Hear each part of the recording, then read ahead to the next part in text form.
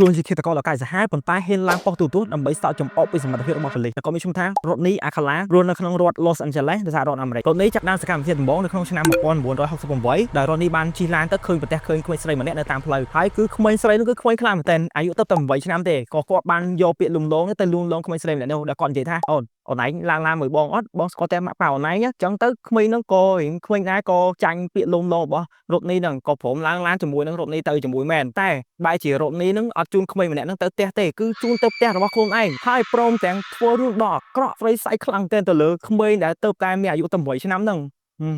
នៅពេលដែលប៉ូលីសចាប់ផ្ដើមស៊ើបរកក្មេងស្រីម្នាក់ហ្នឹងទៅក៏ចាប់អារម្មណ៍ថាសង្ស័យទៅលើ Rodney ជាងគេក៏បានទៅផ្ទះ Rodney ហ្នឹងប៉ុន្តែ Rodney គឺអត់បាននៅក្នុងផ្ទះហ្នឹងទេគឺគាត់រត់គេចខ្លួនបាត់ហើយប៉ុន្តែអ្វីជាសំណាងហ្នឹងគឺក្មេងស្រីម្នាក់ហ្នឹងគឺគាត់អត់បានបាត់បង់ជីវិតទេដោយសារតែ Rodney បានសម្លាប់នាងភ្លាមតែប៉ូលីសក៏អត់ទុកឲ្យ Rodney រួចខ្លួនដែរដោយប៉ូលីសហ្នឹងក៏បានយករូប Rodney ហ្នឹងទៅជាដាក់ជាមួយនឹងអក្រិតជនទាំង9នាក់ទៀតដែលប្រៃផ្សាយនឹងកាយសាហាវជុំគ្នាជាមួយនឹង poster ហ្នឹងដោយ Rodney យើងហ្នឹងក៏បានគិតខ្លួនរហូតទៅដល់ New York ហើយថែមទាំងបដូរឈ្មោះអត្តសញ្ញាណរបស់ខ្លួនឯងទៀតព្រមទាំងចូលរៀននៅសាកលវិទ្យាល័យ NYU ជាខាងផ្នែកថតរូបនិយាយទៅអ្នកគ្នានៅសម័យហ្នឹងវាមិនសូវទំនើបឬក៏មាន scan មានអីដូចសម័យឥឡូវហ្នឹងទេដោយសារតែវាសូម្បីតែរូបអក្រិតជនឬក៏រូបអីផ្ញើទៅខេត្តមួយក៏វាយឺតយ៉ាវដែរនិយាយទៅឃាតករនៅសម័យហ្នឹងគឺមិនមែនតែ Rodney ម្នាក់ទេគឺមានច្រើនខ្លាំងតែជាសុទ្ធតែជា serial killer ដែលល្បីហើយសកម្មខ្លាំងនៅក្នុងសម័យហ្នឹងសូម្បីតែប៉ូលីសក៏រៀងកំពូលមុខដែរក្នុងកំឡុងពេលហ្នឹងអូខេយើងត្រឡប់មក Rodney យើងវិញគឺ Rodney យើងនៅពេលដែលទៅដល់ New York គឺចរិតរបស់គាត់គឺនៅតែរកចិត្តដដែលទេនៅពេលដែលគាត់ឃើញនារីម្នាក់កំពុងតែផ្លាស់ប្ដូរទៅបន្ទប់ថ្មីជាប់ផ្ទះរបស់គាត់ហ្នឹងគឺគាត់បានទៅយកអាសានាងដោយធ្វើអីណាខ្ញុំជួយរើអីវ៉ាន់ឬក៏រីកអីវ៉ាន់ឲ្យនាងខ្ញុំអាចជួយនាងបានអញ្ចឹងទៅនារីម្នាក់នោះក៏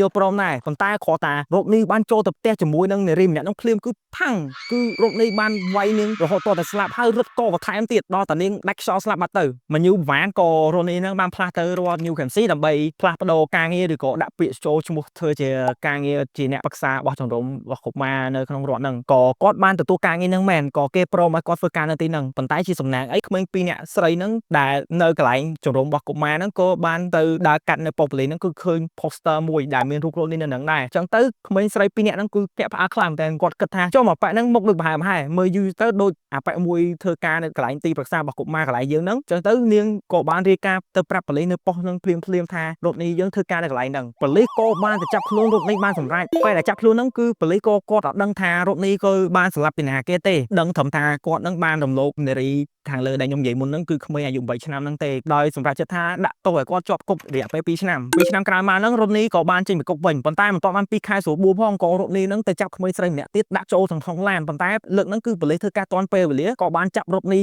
យើងហ្នឹងងាត់ចូលក្នុងគុកវិញហើយដាក់ទោសបន្ថែម2ឆ្នាំទៀតបន្ទាប់ពីការដោះលែងហ្នឹង Rodney ក៏ត្រឡប់ទៅ New York វិញនិយាយទៅ Rodney ហ្នឹងគឺគាត់ចូលចិត្តថតរូបខ្លាំងតែគាត់នៅតាមផ្លូវនៅក្នុងទីក្រុង New York ហ្នឹងគឺគាត់ឃើញស្ត្រីជាច្រើនដែលស្អាតគាត់ចាប់អារម្មណ៍ហ្នឹងក៏ប្រើ style ថាអូអ្នកឯងស្អាតដូច model អីចឹងទៅសូមថតរូបអ្នកឯងទុកអីបានអត់ឬក៏មកផ្ទះរបស់គាត់ដើម្បីថតរូបពេលខ្លះជាឱកាសចឹងទៅក៏គាត់បានសម្លាប់នារីទាំងអស់ហ្នឹងហើយពេលខ្លះគឺគាត់សម្លាប់គេហើយគាត់បានយកសាកសពហ្នឹងទៅទុកកណ្ដាលផ្លូវឌឺដងទៅលើប៉ូលីសទៀត Rodney យើងហ្នឹងគឺមានភាពអំនួតឬក៏អួតអាងពីសមត្ថភាពខ្លួនឯងខ្លាំងគឺគាត់គិតថាប៉ូលីសគ្មានសមត្ថភាពចាប់គាត់បានទៀតទេលើកហ្នឹងហើយគាត់ហ្នឹងក៏ព្រមចុះឈ្មោះដាក់ពាក្យនៅក្នុងកម្មវិធី Dating Game ទៀតដែលគាត់បានទៅដាក់ពាក្យហើយក៏គេបានជ្រើសរើសគាត់ចូលទៅក្នុងកម្មវិធីក្នុងចំណោម3នាក់គឺមានគាត់ម្នាក់ហើយនិងបរិសុទ្ធ2នាក់ផ្សេងទៀតហើយនៅក្នុងកម្មវិធីហ្នឹងគឺគាត់មានទទួលឱកាសដើម្បីប្រកួតប្រជែងយកចិត្តនារីម្នាក់មានឈ្មោះថា Cherry Please welcome Rodney Alcala.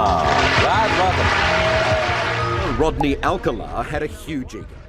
សកម្ម Rodney យើងឈ្នះការប្រកួតអីណាប៉ុន្តែ Cherry ចាប់ផ្ដើមមានអារម្មណ៍ចម្លែកនៅពេលដែលនៅចិត្តក្បែរ Rodney ហ្នឹងដែលគាត់មានអារម្មណ៍ថាចុះមកប៉ែកនឹងដូចផ្លាយដូចអត់ចង់ទុកចិត្តទៅចេញទៅ date ជាមួយនឹង Rodney សោះហើយនាងក៏បានទៅប្រាប់ producer ភ្លាមថានាងអត់ចង់ទៅ date ជាមួយនឹង Rodney ទេតែ producer ក៏និយាយទៅវិញថាអត់ទេអ្នកឯងចង់អត់ date ជាមួយនឹង Rodney ក៏បានដែរអត់អីទេវ៉ាអានេះជារឿងដែលនាងគិតត្រូវមួយដែលនាងស្រែកចិត្តថាអត់ទៅ date ជាមួយនឹង Rodney បើសិនជានាងទៅ date ជាមួយ Rodney អត់ដឹងថាមានរឿងអ្វីកើតឡើងលើនាងទេតែទោះបីជា Rodney យើងនឹងអត់បាន date ជាមួយ Cherry មែនប៉ុន្តែគ្រាន់តែចេញពីការប្រកួតភ្លើងគាត់បានទៅសម្លាប់នារីម្នាក់ដែលមានអាយុទៅតែ21ឆ្នាំហ្នឹងគឺសម្លាប់នាងយ៉ាងសាហាវតែម្ដងអ្នកគ្នារហូតដល់ថ្ងៃមួយហ្នឹងក៏គាត់បានទៅលេងសមុទ្រក៏ប្រទះឃើញក្មេងស្រី2នាក់កំពុងតែលេងដីលេងអីនៅមាត់ឆ្នេរហ្នឹងក៏គាត់ចាប់អារម្មណ៍ចូលទៅសួរក្មេង2នាក់ហ្នឹងហើយក៏បបោទៅថតរូបប៉ុន្តែក្មេង2នាក់ហ្នឹងគឺគាត់អត់ព្រមទៅជាមួយនឹងគាត់ទេអ្នកគ្នាសាគិតមើលអាប៉ែរ៉ូនេះមុខក្បាលកាចាស់ហ្នឹងអាយុលំកណោហើយតែនិយាយពីក្មេង2នាក់បបោគេនិយាយពីនេះពីនោះសូម្បីតែយើងមើលទៅក៏វាអាក្រក់មើលដែរមិនដឹងថារ៉ូនេះហ្នឹងក្នុងខួររបស់គាត់ហ្នឹងគិតរឿងអីទេគឺ គិតរឿងស្មុគស្មាញឬក៏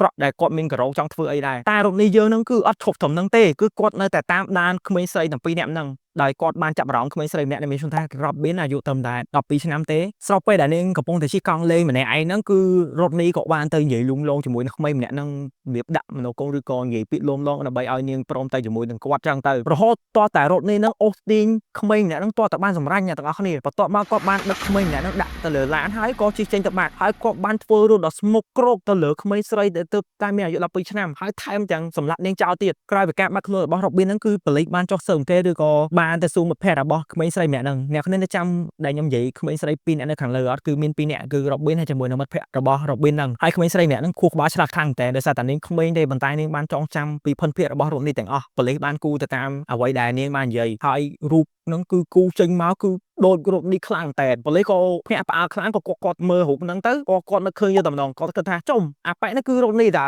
ហើយរូបនេះក៏ត្រូវបានចាប់ខ្លួនក្រោយពីការចាប់ខ្លួនហ្នឹងគឺគេបានដឹងរឿងសម្ងាត់មួយទៀតគឺរូបនេះយើងហ្នឹងគឺមានទូឡកជាសាធារណៈមួយនៅក្នុងរដ្ឋស៊ីថលហ្នឹងគឺមានរូបត្រីជាច្រើនមែនតើអ្នកគ្នាគឺរាប់រយសន្លឹកនៅក្នុងទូឡកហ្នឹងព្រមទាំងផុសតាំងសំខាន់ច្រើនទៀតសូម្បីតែកវលគ្រឿងអលង្ការដែលគាត់បានសម្លាប់ហើយហ្នឹងគឺគាត់ទុកនៅក្នុងទូហ្នឹងហើយអ្វីដែលសំខាន់ហ្នឹងគឺកវលរបស់ Robin នៅពេលដែលថ្ងៃកើតហេតុហ្នឹងគឺមានកវលនាងនៅក្នុងហ្នឹងដែរហើយវាជាផុសតាំងសំខាន់សម្រាប់ប៉ូលីសដើម្បីចាប់ខ្លួនរូបនេះនៅថ្ងៃឡើងសនាការមកដល់រូបនេះគាត់បានចាញ់ក្តីជាមួយនឹងមេធាវីរបស់ចំនួនគ្រោះដោយគេបានចោទប្រកាន់ទាំងអស់គឺ5ករណីដោយតុលាការសម្រេចចិត្តថារូបនេះធ្វើកាត់ទោសប្រហារជីវិតមិនទាន់នឹងផ្ដល់ទៀតទោសផងគេចេះតែពជារហូតតតែរូបនេះមានអាយុត្រឹមតែ72ឆ្នាំក៏បានស្លាប់ដោយសារតែជំងឺគាំងបេះដូង